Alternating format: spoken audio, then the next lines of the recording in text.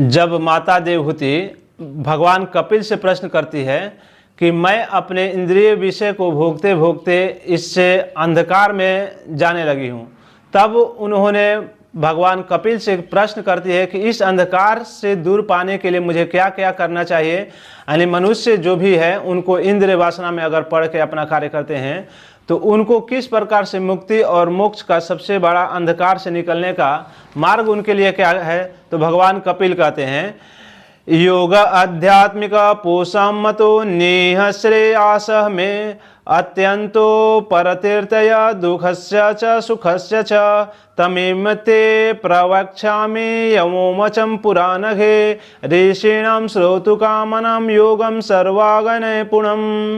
यानी कह रहे हैं, माता मेरा निश्चय है कि अध्यात्म योग ही मनुष्य आंतरिक कल्याण का मुख्य साधन है।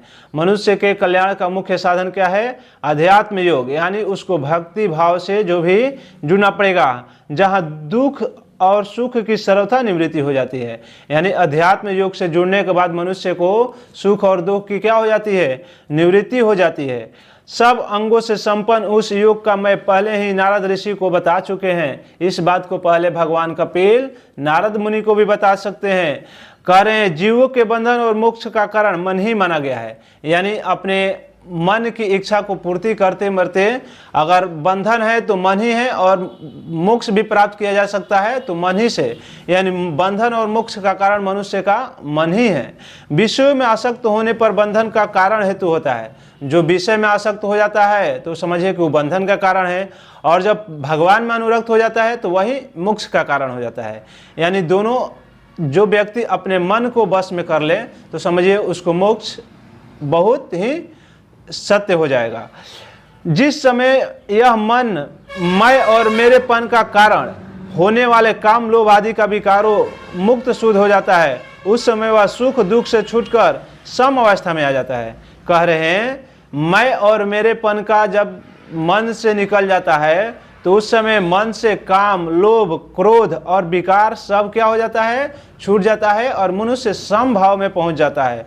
तब जीव अपने ज्ञान और वैराग्य और भक्ति से युक्त हृदय आत्मा को प्राकृतिक से परे एकमात्र भेद रहित स्वयं प्रकाश सूक्ष्म अखंड और उदासीन देखता है। यानी क्या करता है? भक्ति से अगर युक्त हो जाता है व्यक्ति तो अपने हृदय आत्मा को प्राकृतिक से परे, यानी प्राकृतिक के 3 गुण सतोगुण रजोगुण और तमोगुण, ये से मुक्त हो जाता है और इनके विकारों से बंधन से छूट जाता है, और प्रकृति को शक्तिहीन यानी प्रकृति को वह बस में नहीं रह पाता है। योग के लिए भगवत प्राप्ति निमित्त सर्वात्मा श्री हरि की प्रति हुई भक्ति समान और कोई मंगल मार्ग नहीं है। योगी के लिए अलग मार्ग, भक्ति के लिए अलग मार्ग, गृहस्थ के लिए अलग मार्ग। गृहस्थ को यह जीवन में अपने नित्य कर्म करते हुए भगवान को समर्पित करते हुए कार्य करें और आत्मा अध्यक्षा बंधन मानते हैं, किंतु वहीं संग आसक्ति सब संत महापुरुषों के प्रति आ जाती है तो मोक्ष का खोला द्वार बन जाती है।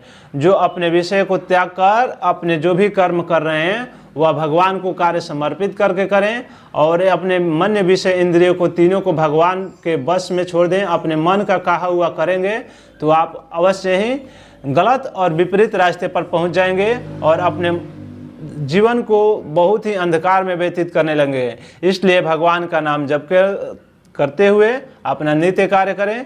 आपका दिन जो होगा मंगलमय ही मंगलमय होगा।